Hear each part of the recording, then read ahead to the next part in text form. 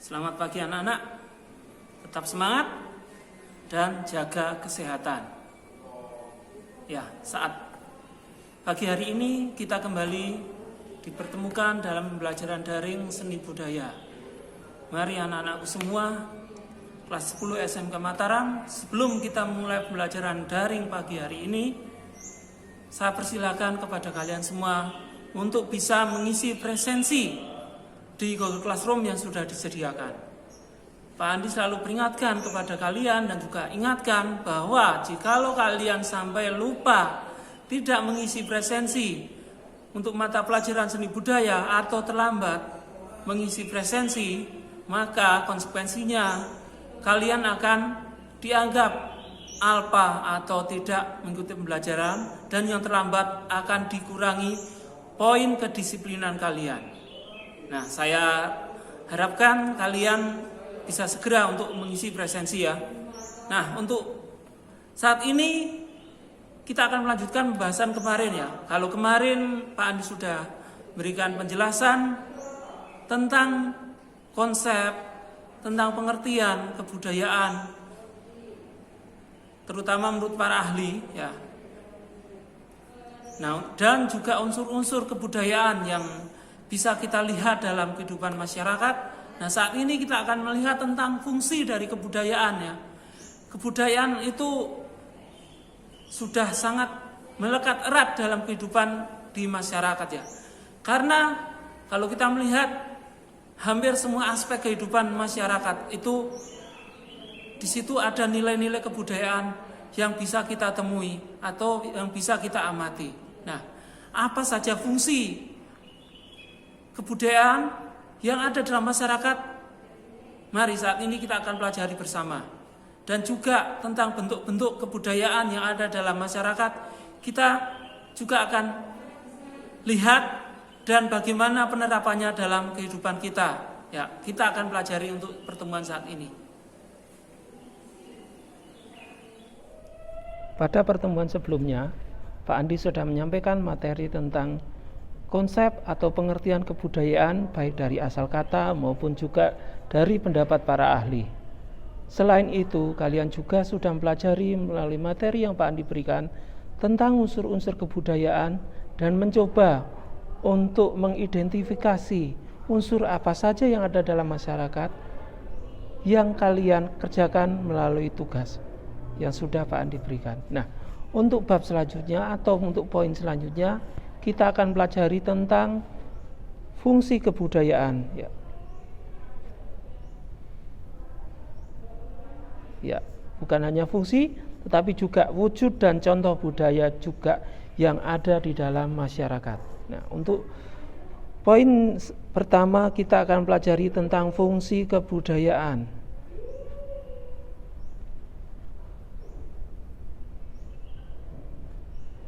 Satu, yaitu membantu memahami, memprediksi perilaku manusia dan menyediakan sarana interaksi dalam kelompok. Karena kebudayaan ini berpengaruh dalam kehidupan masyarakat, dalam kehidupan manusia, dan setiap perilaku itu harus sesuai dengan kebudayaan, sehingga kita bisa melalui kebudayaan ini orang bisa diprediksi perilakunya, dan juga melalui kebutuhan ini manusia bisa berinteraksi dengan sesamanya, atau individu dalam kelompok itu bisa berinteraksi dengan dengan unsur-unsur kebudayaan, salah satunya yaitu dengan menggunakan bahasa yang bisa dipahami.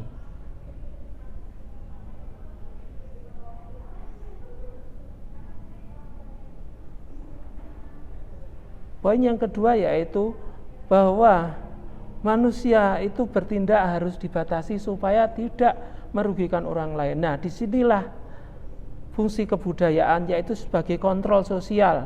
Dengan apa? Dengan norma dan hukum baik yang tertulis maupun yang lisan atau tidak tertulis ya. Sehingga manusia bertindak dengan baik ya. Ada keteraturan dalam masyarakat.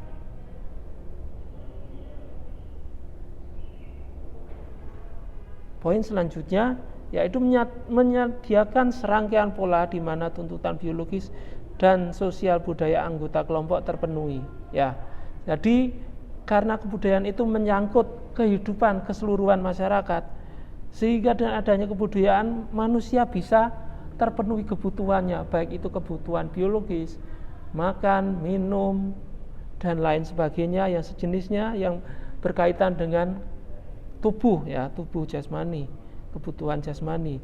Kemudian juga ada interaksi sosial bisa terwujud atau dilaksanakan tidak terganggu, itu karena adanya kebudayaan, atau dengan kata lain bahwa interaksi sosial ini bisa terpenuhi karena adanya fungsi dari kebudayaan yang dapat berjalan dengan baik.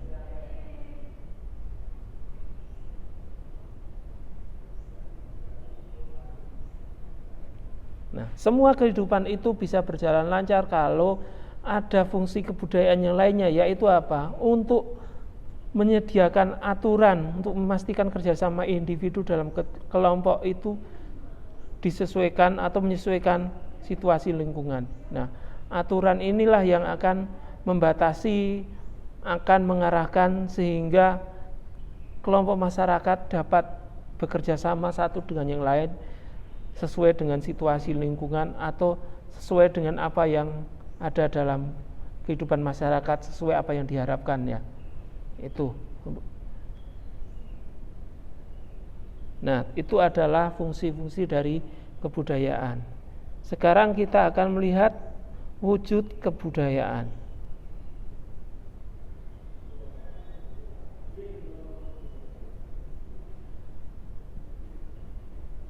Yang pertama, gagasan.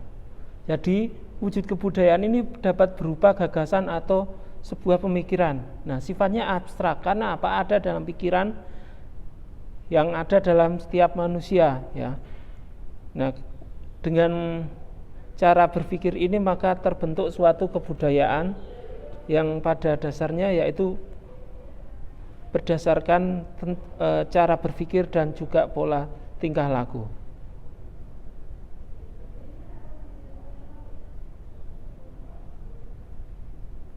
Nah, kemudian perilaku berpola pada ide gagasan yang ada dan bersifat konkret karena dapat dilihat dan didokumentasikan. Nah, perilaku, jadi kebudayaan ini dapat diwujudkan melalui perilaku kehidupan manusia sehari-hari. Kita bisa melihat bagaimana seorang itu hidup dan berperilaku seperti apa. Nah, ini adalah salah satu wujud kebudayaan, ya. Kalau tadi gagasan itu tidak bisa dilihat, kalau perilaku kita bisa memprediksi dan bisa melihatnya. Selanjutnya yang ketiga adalah berwujud benda atau benda hasil budaya. Nah, hasil karya manusia yang bersifat konkret dan berwujud benda. Artinya apa? Bahwa kebudayaan ini merupakan sebuah hasil karya dari pemikiran manusia, ya. Bentuknya dapat berupa benda-benda yang ada dalam kehidupan kita, kehidupan manusia bahkan sebelum zaman prasejarah hingga sekarang. Ini Pak Andi berikan contoh di situ adalah sebuah rumah adat. Itu adalah salah satu wujud bentuk hasil budaya. Nah, kita sudah memahami tentang bentuk-bentuk budaya, maka sekarang adalah contoh budaya yang ada di dunia, yang umumnya kita ketahui ada di dunia.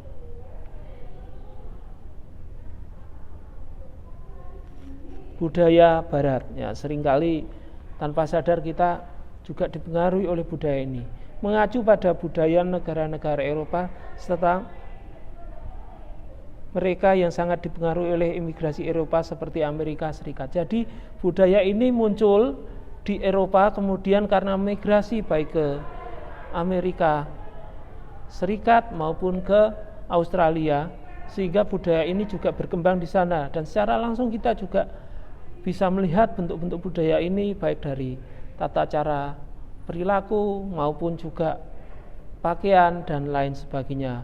Bahkan dari budaya dalam bentuk wujud fisik pun juga kita bisa mengetahuinya. Ya, di sini ada contoh mungkin bentuk gedung yang Pak Andi sisipkan, itu adalah salah satu bentuk budaya dari Eropa.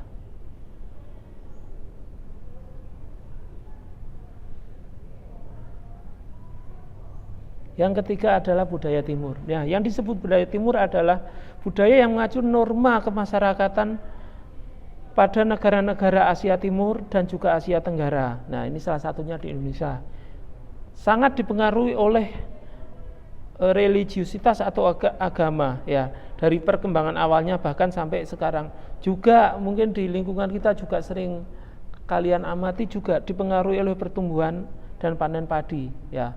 Karena memang kebutuhan utama pokok masyarakat di Asia Timur adalah padi atau beras, sehingga sangat berkaitan sekali dengan kebudayaan ini, dengan budaya-budaya yang ada di Asia Timur. Yang selanjutnya adalah budaya Latin, ya. Ya, budaya ini berkembang di Amerika Selatan atau di benua Amerika Selatan yang dipengaruhi oleh budaya negara Spanyol dan Portugal. Nah, kalian bisa juga mengamati bagaimana budaya Latin itu bisa dari busana yang dipakai, bahkan juga dalam bidang seni, musik juga memiliki ciri khas tertentu. Nah, itu juga berkembang di dunia, khususnya di Amerika Latin. Nah, demikian untuk pertemuan saat ini tentang perkembangan budaya. Nah, untuk tugasnya nanti kalian bisa kerjakan, nanti akan Pak Andi sampaikan untuk pertemuan ini. Nah, kalian juga bisa lihat referensi dari materi ini di referensi yang sudah Pak Andi cantumkan. Terima kasih.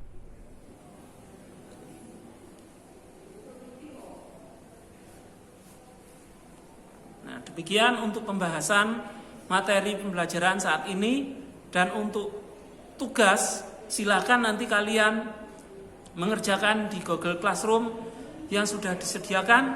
Pak Andi sudah tuliskan di situ.